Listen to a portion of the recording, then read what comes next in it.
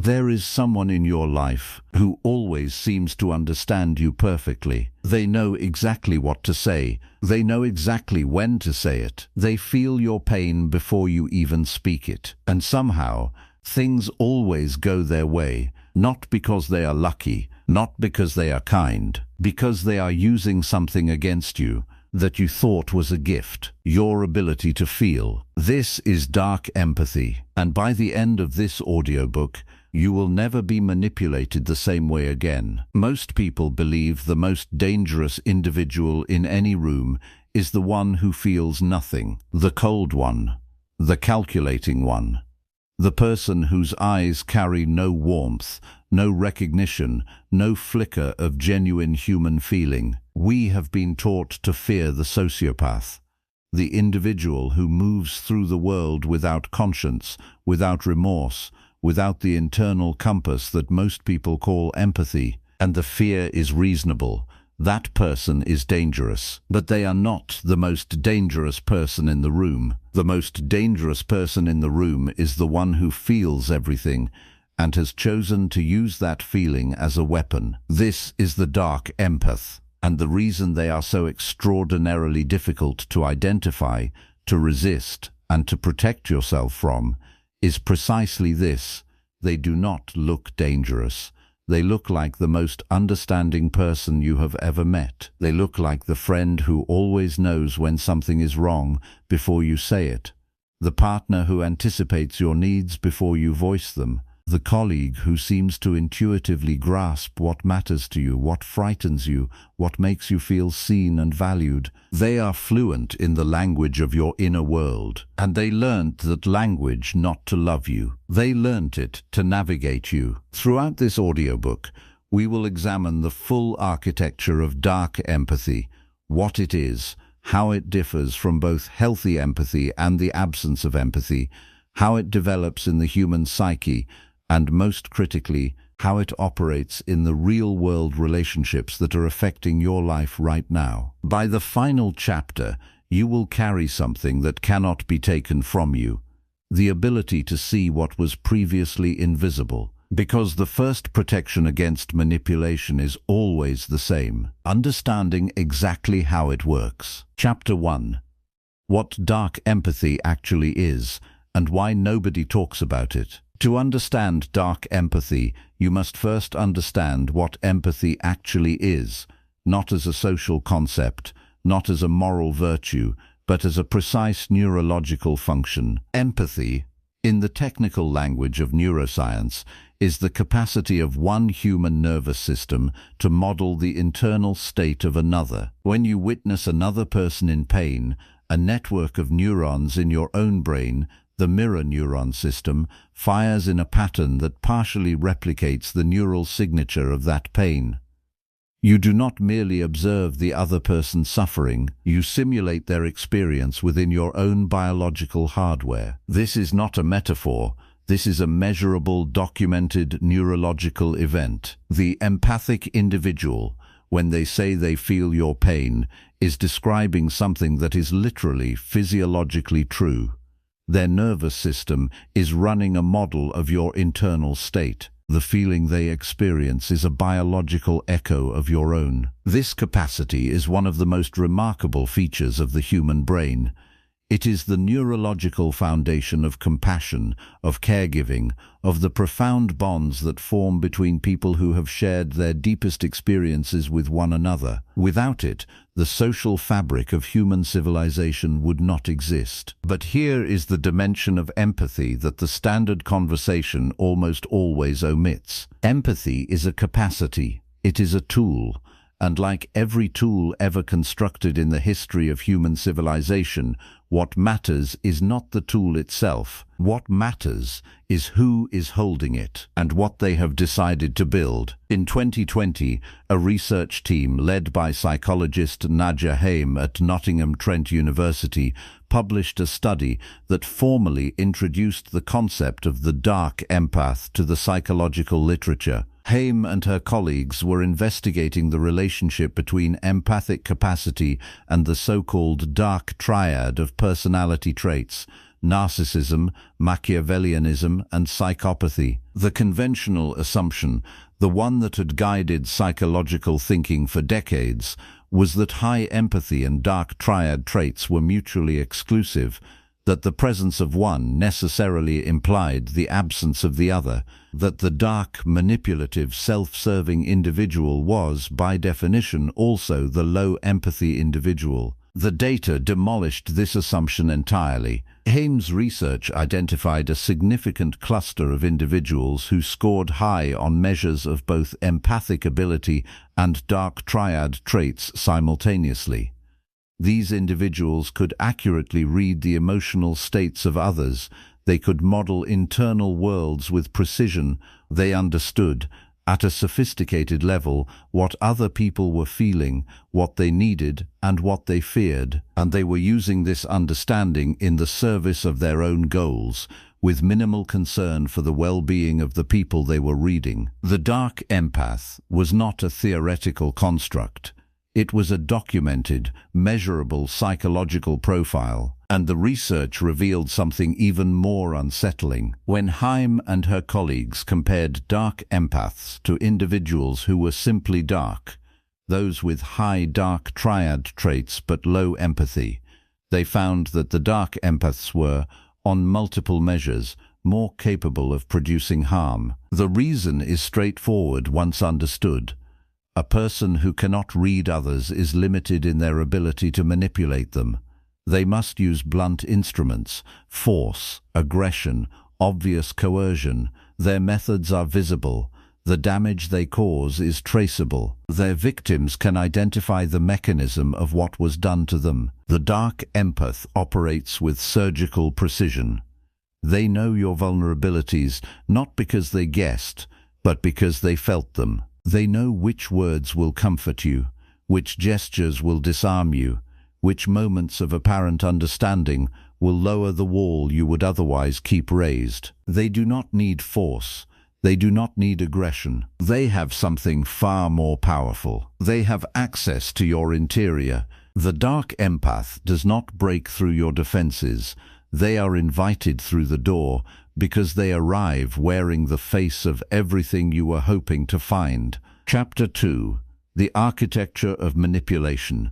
How they actually do it. The manipulation executed by the dark empath does not look like manipulation. This is the central fact that makes it so difficult to name, so difficult to resist, and so difficult to recover from once it has run its course. By the time the person on the receiving end of dark empathy understands what has happened to them, they are typically so enmeshed in the dynamic, so thoroughly shaped by it, that the understanding itself feels disorienting. Because the relationship from the outside looked like intimacy, it felt like being known. It felt, in many moments, like the deepest connection they had ever experienced. And in a technical sense, it was connection. The dark empath was genuinely reading them. The attunement was real. What was not real was the purpose for which it was being employed. The dark empath's manipulation operates through 4 primary mechanisms. Understanding each of these mechanisms is the first step toward recognizing them in your own experience. The first mechanism is precision mirroring. When you meet a dark empath for the first time, you are almost immediately struck by a feeling of unusual ease. The conversation flows without effort. They seem to understand your references, share your values, respond to your humor. There is a sense of recognition. The feeling that you have encountered, perhaps for the first time, someone who is genuinely on your frequency. What is actually occurring is that the dark empath, using their empathic capacity in real time, is modeling your communication style, your values, your emotional vocabulary, and reflecting it back to you with extraordinary accuracy. They are not sharing who they are showing you who you are, in a form that makes you feel deeply understood and profoundly comfortable. This is called mirroring, and in the context of genuine empathy, it is a natural part of human connection. We all mirror to some degree. The dark empath does it consciously, precisely, and with an awareness of the effect it produces. The result is an accelerated bond, a sense of intimacy that forms faster than it should, a feeling of having found someone rare. The second mechanism is strategic vulnerability. At a carefully calibrated moment, never too early, never too late, the dark empath will share something personal, something that sounds like vulnerability, a difficult past, a wound they carry, a struggle they are navigating. This disclosure serves multiple functions simultaneously. It deepens your sense of connection. It establishes them as human, as complex, as someone who has also suffered. It activates your own empathy, the genuine variety, and creates an impulse in you to protect and support them. And most critically, it creates the implicit expectation of reciprocity. You have been shown their wound. The social logic of intimacy now suggests that you should show yours. And when you do, the dark empath now has something they came for. Precise knowledge of where you are vulnerable. Precise knowledge of what you are afraid of, what you are ashamed of, what you need and have not yet found. This information will not be forgotten, it will be filed, and it will be used. The third mechanism is intermittent reinforcement. This is perhaps the most psychologically powerful tool in the dark empath's arsenal, and it is rooted in one of the most well-documented phenomena in behavioral psychology. Intermittent reinforcement is the pattern of reward that occurs when positive responses are delivered unpredictably, sometimes present, sometimes absent, with no discernible logic to the timing. Research on reinforcement schedules, originating in the work of B.F. Skinner and extended through decades of subsequent study, consistently demonstrates that intermittent reinforcement produces stronger behavioral attachment than consistent reinforcement. The slot machine is the most frequently cited example. It does not pay out every time. It pays out sometimes, unpredictably, in a pattern the player cannot decode. And this unpredictability, this combination of occasional reward and frequent absence, is precisely what makes it so difficult to walk away from. The dark empath applies this principle to human relationships with devastating effect. There are periods of extraordinary warmth, the deep attunement, the perfect understanding, the feeling of being completely seen and valued. And then, without explanation, the warmth withdraws. A distance appears, a coldness enters, and the person on the receiving end, having experienced the warmth and now experiencing its absence, begins to work for its return. They examine their behavior, they wonder what they did wrong, they adjust, they reach, they give more, try harder, become more accommodating. And when the warmth eventually returns, as it does in the cycle, the relief is so profound that it registers in the nervous system as something close to euphoria. The bond deepens. Not because of the warmth, because of its withdrawal and return. The fourth mechanism is reframing reality. Over time, the dark empath will begin, subtly, gradually, almost imperceptibly, to reshape how the other person sees themselves and their world. A comment here about how others perceive you, a gentle expression of concern about a relationship in your life, a careful suggestion that perhaps your perception of a situation is distorted by your emotions rather than grounded in fact. None of these interventions are overt. None of them look like control. They look like care. They look like the honest observations of someone who knows you deeply and wants what is best for you. But their cumulative effect over months and years is the systematic erosion of the other person's confidence in their own perceptions. They begin to doubt what they see. They defer to the dark empath's interpretation of events over their own. They become, in the most precise sense of the word, dependent on another person's version of reality to understand their own experience. This is the full architecture. Mirroring creates the bond. Strategic vulnerability deepens it. Intermittent reinforcement locks it in. Reality reframing dismantles the other person's ability to see clearly enough to leave. By the time you understand what is happening, you have already been taught to doubt the very perception that would allow you to see it. Chapter 3. The Three Faces, where dark empaths hide in plain sight. The dark empath does not announce themselves. They do not arrive in your life wearing the recognizable face of the manipulator you were warned about.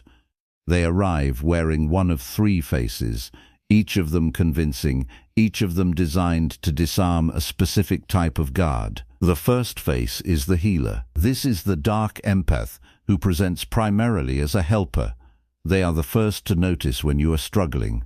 They arrive with support before you have asked for it. They create the experience of being cared for with a consistency and apparent selflessness that feels remarkable, because in your experience it is. The healer dark empath gravitates toward professions and roles that normalize their attunement: counseling, caregiving, coaching, social work.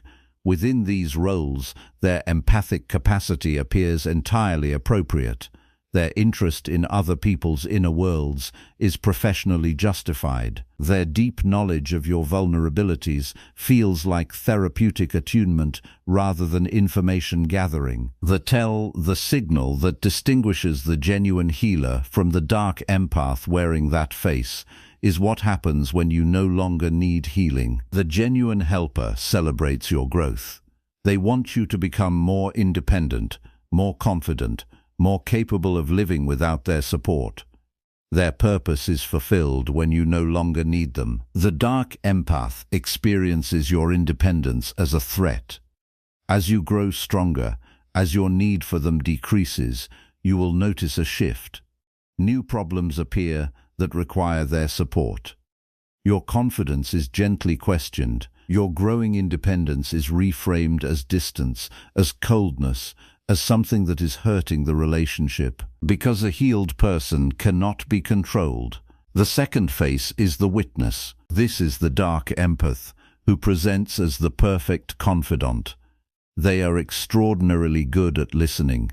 They ask the right questions. They remember everything you have ever told them, every worry, every hope, every private fear, and they recall these things at precisely the moments when the recollection feels like evidence of how deeply they care. The witness dark empath creates the most intense experience of being known that many people ever feel.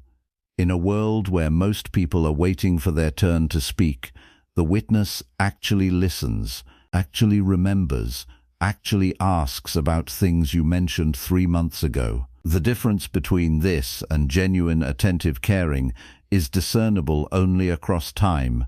Genuine listeners retain your story because they care about you. The witness retains your story because it is the map of your interior, a resource document they consult when they need to know which lever to pull. The third face is the mirror. This is the dark empath, who functions primarily as a reflection. They seem to share your values so completely, your worldview so perfectly, your tastes and sensibilities and instincts so precisely, that being with them feels like an encounter with the most compatible person you have ever met. The mirror dark empath is expert at disappearing into the other person's preferences. Ask them what they want, and they will want what you want. Ask their opinion, and it will align so perfectly with yours that you feel validated at a level that is difficult to walk away from. The experience of perfect agreement is deeply seductive. Most of us move through our lives feeling at least partially unseen, our specific combination of qualities too particular, too unusual to be fully recognized by most people we meet. The mirror makes you feel fully seen, fully matched, finally found, until the moment it serves their purposes to disagree. And at that moment, the disagreement will be targeted with the precision of someone who knows exactly where you are most uncertain about yourself. They do not find your weak points. You gave them your weak points because they made you feel safe enough to do so. Chapter 4. What happens to the target? The psychology of being read. There is a specific and well-documented psychological experience that occurs in the person who has been the target of dark empathy over an extended period. It has been described in clinical literature, in the accounts of survivors, and in the research of psychologists who study coercive control and manipulative relationships. It is the experience of losing the boundary between your own self and the relationship. To understand how this happens, you need to understand what a healthy sense of self actually consists of at the neurological level. Your identity, your sense of who you are, what you value, what you perceive and feel and believe, is not a fixed object stored somewhere in the brain. It is a dynamic, ongoing process, a continuous construction that depends heavily on feedback from the environment and the people within it. When the people closest to you consistently reflect your experience back to you accurately, when they see what you see, validate what you feel, confirm the reality you are perceiving, your sense of self remains stable. You trust your own perceptions because your environment confirms them. When the people closest to you consistently reshape your experience, when they offer alternative interpretations of what you saw, question the accuracy of what you felt, suggest that your perception is distorted or unreliable, something begins to shift, not dramatically, not all at once. Slowly, across hundreds of small moments, the anchor of self-trust begins to loosen. This is what psychologists and researchers studying coercive dynamics call gaslighting, though the term has been so widely deployed in casual conversation that it has lost some of its clinical precision. In its technical meaning, gaslighting is the systematic undermining of another person's confidence in their own perceptions and memories. It does not require dramatic denials of obvious facts. It operates most effectively through the subtle, consistent, affectionate reinterpretation of the target's experience. Not "that didn't happen," but "I think you may have misread the situation." Not "you're wrong," but "I worry that your anxiety is making you see things that aren't there." The dark empath is uniquely positioned to gaslight because their empathic capacity allows them to do it with apparent care. They are not attacking your perception, they are concerned about your perception. The reframing arrives in the language of love, which is precisely why it is so effective and so difficult to name. Over time, the target of dark empathy typically displays a recognizable cluster of symptoms. They experience difficulty trusting their own judgment. They refer to the dark empath's interpretation of events before trusting their own. They feel a persistent low-grade anxiety that they cannot fully explain. They have become progressively more isolated from the people and perspectives that might offer them a different reflection of reality. And they often feel, paradoxically, that they could not manage without the very relationship that is producing their distress. This paradox, the emotional dependence on the source of the harm, is one of the most painful and confusing aspects of the dark empath dynamic. Because the relationship has also contained real moments of warmth, real experiences of being understood, real periods that felt like genuine intimacy, the good was real enough to anchor the person through the bad, and the intermittent nature of the reinforcement has trained the nervous system to persist, to wait for the return of the warmth, with a tenacity that looks from the outside like irrationality, but is in fact the entirely logical response of a brain that has been conditioned. You are not weak for staying. You are not stupid for not seeing. You were targeted precisely because of the qualities in you that deserved better. Chapter 5. The Origin. How a Dark Empath is Made. It would be comfortable to believe that the dark empath is simply born, a fixed category of human being, fundamentally different from the rest, separated from ordinary experience by some essential defect in character or biology. This belief is comfortable because it places the dark empath outside the range of what we recognize as human, and it allows us to feel safely distant from the phenomenon. But the research does not support this comfort. And the truth, though more complex and more unsettling in certain ways, is ultimately more useful. Dark empaths are, in the vast majority of cases, made, not born. The developmental pathways that lead to the dark empath profile are varied, but several consistent themes appear in the research and clinical literature. The most common is the experience of growing up in an environment where emotional attunement was a survival skill rather than a natural expression of care. Consider the child who is raised in an environment of significant unpredictability, where a parent's mood is volatile, where affection is inconsistent, where the emotional landscape of the home can shift without warning and without explanation. This child, in order to navigate safely, learns to read the room with extraordinary precision. They develop a finely calibrated sensitivity to the emotional states of the people around them, not as an act of love, but as an act of protection. They learn to feel what others feel, because feeling it first is the only way to stay safe. This empathic capacity, developed under conditions of stress in service of self-protection, is real. It is genuinely functional. But it is not rooted in warmth or compassion. It is rooted in vigilance. It is the empathy of the antenna, not the heart. As this individual moves into adult life, carrying this extraordinary capacity for reading others, but without a secure foundation of emotional trust or genuine reciprocity, several things may occur. They may discover, consciously or unconsciously, that their ability to read people gives them an advantage, that knowing what someone needs before they ask for it, knowing what someone fears before they name it, is a form of power, and in the absence of the secure attachment and genuine warmth that would have oriented this power toward care, it is oriented toward control. It is important to note something here, that the survivor of dark empathy often finds difficult to hold simultaneously. The dark empath's behavior is harmful. It causes real damage to the people who experience it.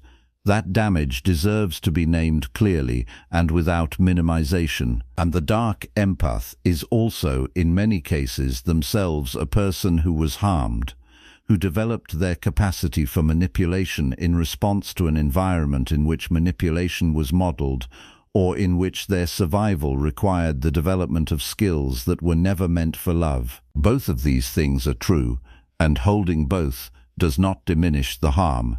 It simply locates it accurately within a human history rather than within a category of monster. Understanding the origin of dark empathy is not about excusing it. It is about seeing it clearly enough to protect yourself from it. And it is about recognizing that the darkness in another person, however it arrived, does not obligate you to remain in its path. Chapter 6. The Signals. How to recognize dark empathy in real time. Recognition is the first and most important form of protection. The dark empath's effectiveness depends almost entirely on operating beneath the threshold of conscious awareness. The moment you can name what is happening, the moment the pattern becomes visible, their primary advantage evaporates. These are the signals, not proofs, not verdicts. Signals, data points that deserve your attention and your honest examination. The first signal is the accelerated intimacy. Relationships that feel unusually deep, unusually quickly, deserve examination. This is not because fast connection is always manipulative.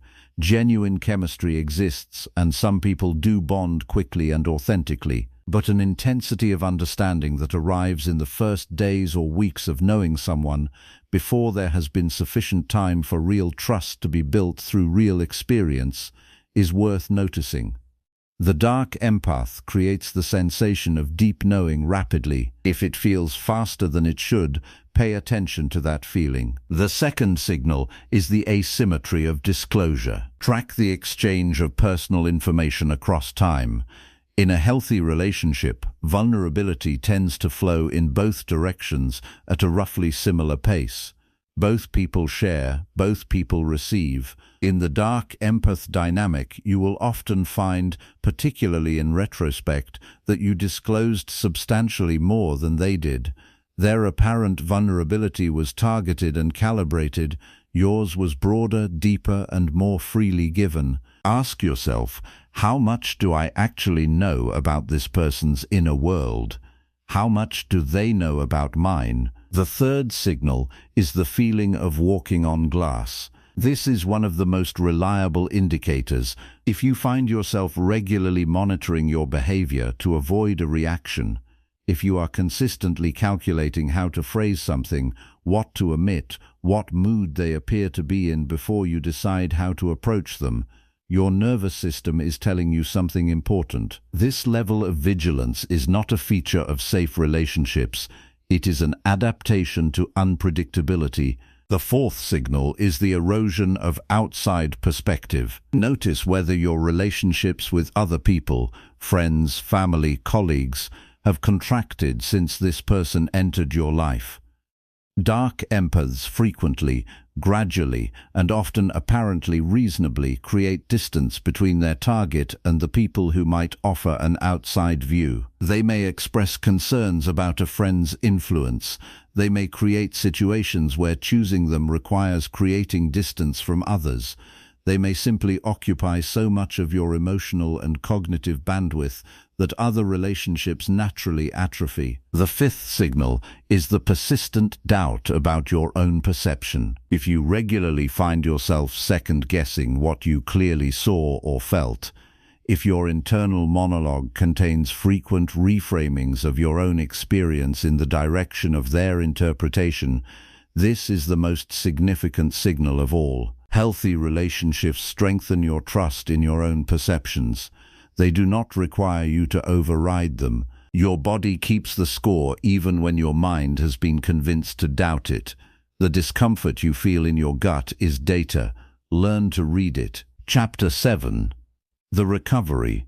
How to reclaim your interior. Recovery from dark empathy is not primarily a process of understanding the other person better. It is a process of returning to yourself. The damage done by a sustained dark empath dynamic is damage to self-trust, to the reliability of your own perceptions, to the stability of your own interior. The reconstruction of those things is the work of recovery, and it is work that no one else can do for you, but that you do not have to do in isolation. The first stage of recovery is the restoration of external perspective. The dark empath operates most effectively in isolation, when they are the primary source of reflection for the other person's experience. The first and most important act of recovery is therefore to reintroduce other voices, not to process the relationship, not yet, but simply to have your experience witnessed by people who are not invested in a particular interpretation of it. This means rebuilding the relationships that may have atrophied, reaching back toward the people who knew you before this dynamic began. Allowing yourself to be seen by those whose interest in your well-being carries no agenda beyond your well-being. The second stage is the practice of perception anchoring. This is a discipline of deliberately recording and trusting your first response perceptions before they are subject to reinterpretation. When you notice something, when you feel something, when a situation strikes you in a particular way, write it down immediately, before you analyze it, before you consider how someone else might interpret it. Over time, this practice rebuilds the connection between your experience and your trust in that experience. You begin to accumulate evidence that your perceptions are reliable, not infallible, but reliable, and that the habit of overriding them in favor of another person's version was an imposed behavior, not an inherent limitation. The third stage is the reconstruction of internal standards. Spend time, real, quiet, unpressured time, asking yourself what you actually value, not what you have been told you should value, not what the people around you have reflected back to you as important. What you, in the quietest part of your interior, actually care about. What kind of relationships feel genuinely safe to you? what kind of treatment you are willing to accept, and what you are not. These standards, clear, named, written down, become the architecture of your protection going forward, not as walls, but as clarity. The person who knows precisely what they will and will not tolerate is substantially more difficult to manipulate than the person who is still trying to figure out whether what is happening to them is acceptable. The fourth stage is patience with the process. The conditioning of a dark empath relationship does not dissolve in a week. The nervous system that has been trained through intermittent reinforcement does not immediately stop reaching for the warmth that has been withdrawn. There will be moments of profound doubt, moments when the interpretation of the dark empath feels more real than your own, when the impulse to return is stronger than the knowledge that you should not. These moments are not weakness. They are the expected neurological consequence of a very specific kind of conditioning. They pass. They pass more quickly when you do not act on them. And with each cycle of reaching and choosing not to go back, the hold weakens, until, eventually, what once felt inescapable feels simply like the past. You came to this audiobook with something already inside you that the dark empath cannot manufacture. Genuine empathy, the capacity to feel what others feel, not as a tactic, not as a tool, but as the automatic and unbidden response of a human nervous system that is oriented toward connection rather than control. This is not your vulnerability, this is your most human quality, and it is not something to harden or shut down in the name of self-protection. The dark empath exploits empathy in others precisely because they cannot replicate it. What they do is skilled, what you have is real, and those are not the same thing. The protection you are building by understanding this is not armor, it is not cynicism. It is not the decision to trust no one and feel nothing. It is clarity. It is the ability to distinguish between the person who meets you in your interior because they genuinely live there and the person who enters your interior because they have learned to read the map. Genuine intimacy is built slowly. It survives conflict. It tolerates your independence. It gets stronger when you grow, not more fragile.